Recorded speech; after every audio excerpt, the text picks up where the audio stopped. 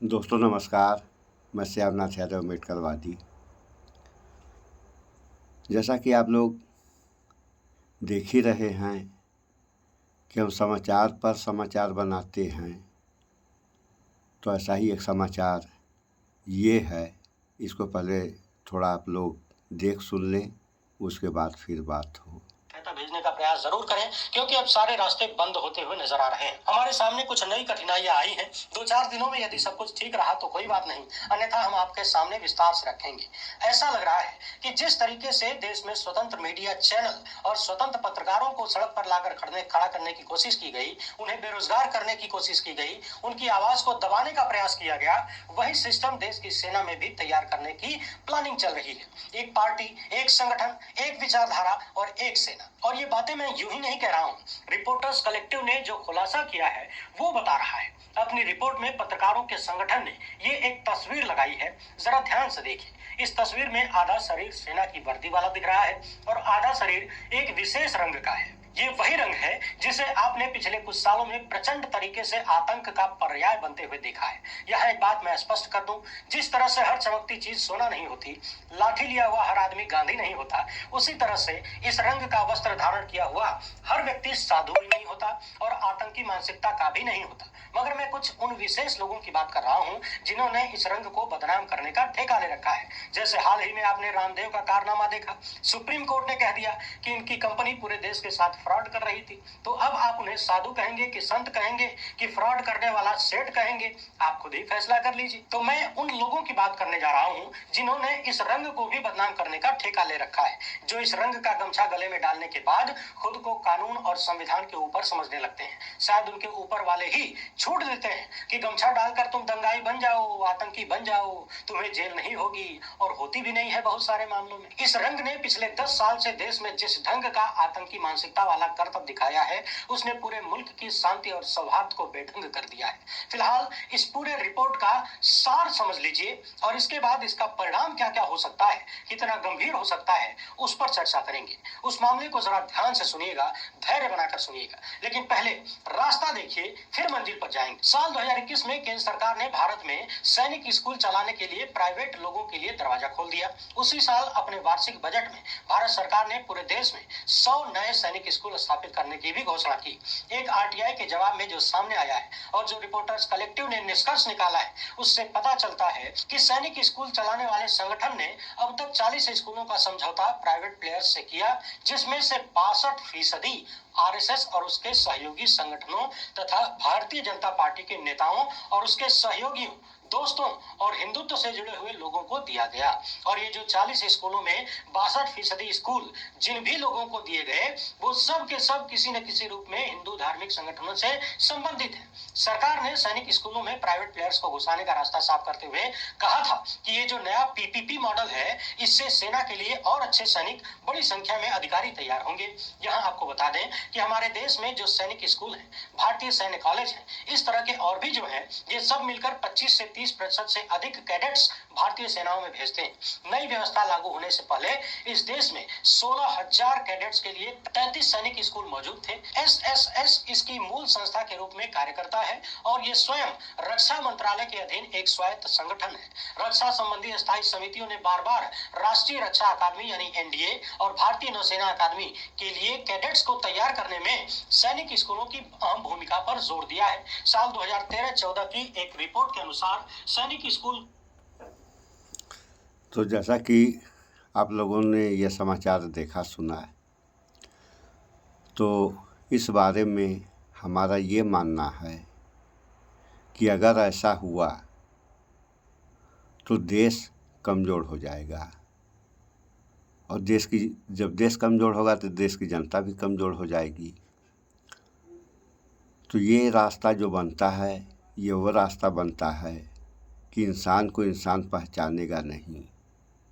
आज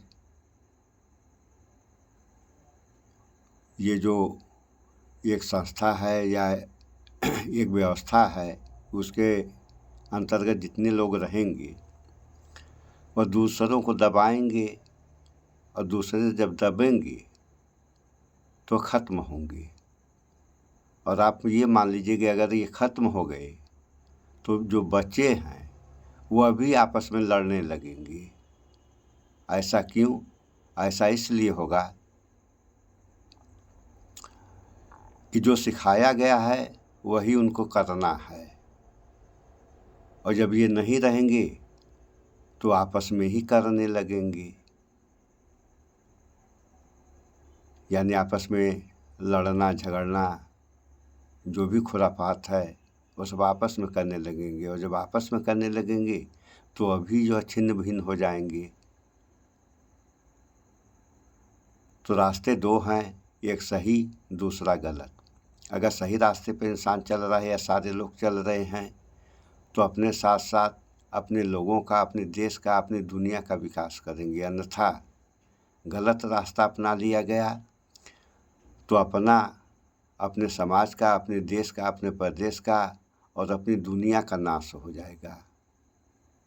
तो इन बातों को हर इंसान के अंदर दिमाग होता है, अगर वह पागल न हो तो इन बातों को आप लोग पहले सुनने के बाद जब खाना खा करके सोने जा रहे हैं तो इस पर थोड़ा विचार करें कि क्या ऐसा हो सकता है। तो जब विचार करेंगे तो आपका दिमाग आपको उत्तर देगा। अगर हाँ में दिया तो फिर सुधार वाली व्यवस्था पर आएँ आप लोग, और अगर ना में दिया तो फिर आपकी मर्जी, जो चाहे सो करें। कोई किसी को रोकने वाला तो है नहीं, किसी के कहने पे कोई रुकेगा। तो इस पर विचार करें आप लोग। अन्यथा हम तमाम वीडियो में एक बात बताते हैं कि अगर गलत रास्ता अपनाया गया तो तहस नहस होने में समय नहीं लगेगा। करना क्या चाहिए, खासतौर से सरकार को, क्योंकि मालिक तो सरकार ही होती है देश की। सरकार वह रास्ता अपनाए जहाँ से विकास हो, रोजी रोज़गार मिले। तो जब रोजी रोज़गार मिलेगा तो जनता खुशहाल रहेगी और देश आगे बढ़ेगा। जब जनता खुशहाल रहेगी, देश आगे बढ़ेगा। तो किसी भी समस्या का समाधान जनता और सरकार निकाल सकती है। अन्यथा अभी आप देखिए, एक वीडियो बनाएंगे आगे हम, ये 3-4 दिन का समाचार है कि कोई नई बीमारी आ गई है। तो हिंदी में उसका वो नाम बता रहे थे, गलसुआ। तो गले में होती है बीमारी और सर्दी जुकाम से भी संबंधित बता रहे थे। तो हम आगे बना देंगे, इसको भी आप लोग देखें। और अभी कुछ दिन पहले एक बात है, कोरोना जो बीमारी नहीं, महामारी, जिस बीमारी को प्रधानमंत्री मोदी जी ने कहा था कि इसकी दवा उपलब्ध नहीं हो पाएगी, अब इंसान को इसके साथ में ही जीना होगा। अब कितनी बड़ी बीमारी थी, अब ये ख़त्म हुई या नहीं हुई, जिस बीमारी का इलाज नहीं हुआ या दवा नहीं तैयार हुई, तो वह बीमारी कैसे ख़त्म होगी? ये तो सोचने वाली बात है।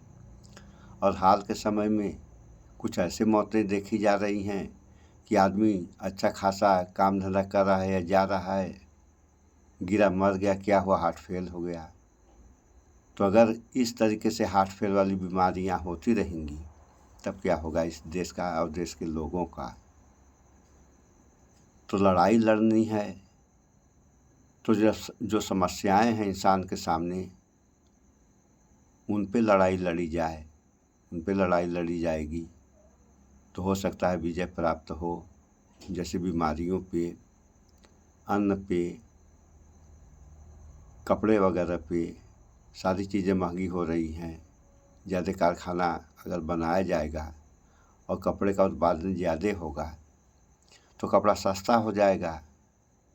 तो कोई भी चीज़ सस्ती अच्छी होती है, महंगी नहीं। अब तमाम सामान जो है चीन से इस देश में आकर के जो है बेचा जाता है, लोग खरीदते हैं। तो चीन से आने के बाद भी वह सामान यहाँ के उत्पाद से लगभग लगता है सस्ता है। ऐसा क्यों हो रहा है? तो इस पर कौन विचार करेगा? जनता या सरकार? तो नंबर 1 पे सरकार है, नंबर 2 पे जनता है। तो सरकार भी विचार करे, जब सरकार विचार करेगी तो जनता भी विचार करेगी और वह रास्ता निकाला जाएगा जिस रास्ते से पैदावार ज़्यादा हो। तो इस वीडियो में इतना ही। स्वच्छता अपनाएं, शुद्ध खाएं, स्वस्थ रहें, शिक्षित बने। जय विज्ञान, जय संविधान। नमस्कार।